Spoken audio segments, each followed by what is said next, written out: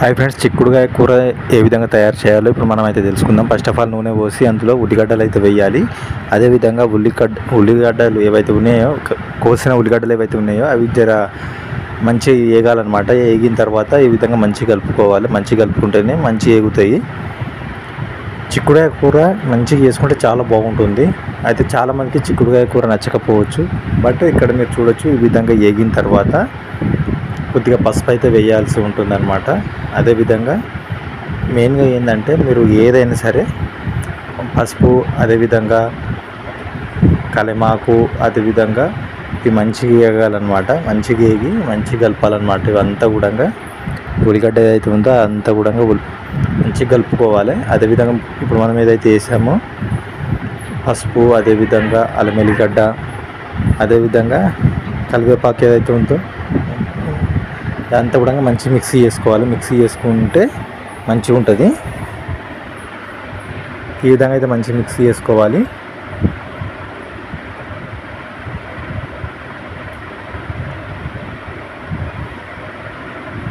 కాకపోతే చాలామంది ఏంటంటే బయట ఫుడ్కి అలవాటు అయితే పడుతున్నారు ఫ్రెండ్స్. ఎందుకంటే బయట ఫుడ్ అయితే తినకండి. ఎందుకంటే ఫాస్ట్ ఫుడ్ తింటే హెల్త్కి అయితే చాలా ప్రమాదకరం. అందుకోసమే చెప్తున్నా, మీరు వీలైనంత మట్టుకు మీరు ఇంట్లోనే తినడానికి అయితే ప్రయత్నం అయితే చేయండి.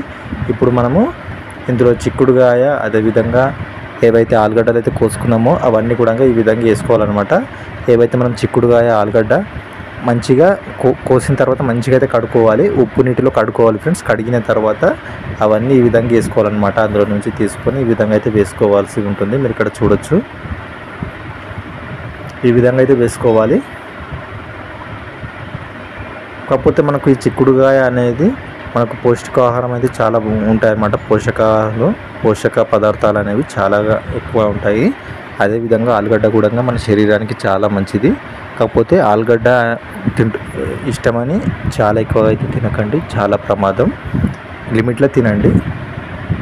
మెయిన్గా ఏంటంటే ఈ చిక్కుడుగాయ, అదేవిధంగా ఆలుగడ్డతో చేసిన ఈ కూర తింటే మాత్రం చాలా సూపర్గా ఉంటుంది.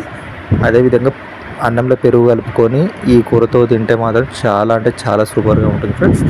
ఇప్పుడు మనం ఇవన్నీ కూడా కలుపుకోవాలన్నమాట. మీరు ఇక్కడ చూడొచ్చు, ఇదంతా కూడా మంచి మిక్సీ చేసుకోవాలి. ఎందుకంటే ఉల్లిగడ్డ, నూనె, అదేవిధంగా కరివేపాకు అంతా కూడా మంచి కలిసేటట్టు చేసుకోవాలి. తర్వాత ఏం చేసుకోవాలంటే కొద్దిసేపు అయిన తర్వాత మీరు ఇక్కడ చూసుకోవచ్చు కారం అయితే వేసుకోవాలి. అదేవిధంగా ఉప్పు కూడా వేసుకోవచ్చు. అదే టైంలో కొద్దిగా ఉప్పు వేసుకోవాలి. ఒకవేళ మీరు ఆల్రెడీ కారంలో ఉప్పు కలిపారనుకోండి, అవసరం లేదు. అదేవిధంగా మీరు టమాటాను కోసుకొని ఈ విధంగా టమాటాను కూడా వేసుకోవాల్సి ఉంటుంది. వేసుకున్న తర్వాత మీరు ఇక్కడ చూడొచ్చు కొద్దిగా అయితే కలపాలన్నమాట. చాలా బాగా కలపాలన్నమాట. కింద మీద అటు ఇటు కలిపిన తర్వాత మూత పెట్టండి. మూత పెట్టిన తర్వాత మూత అయితే పెట్టుండి ఇప్పుడు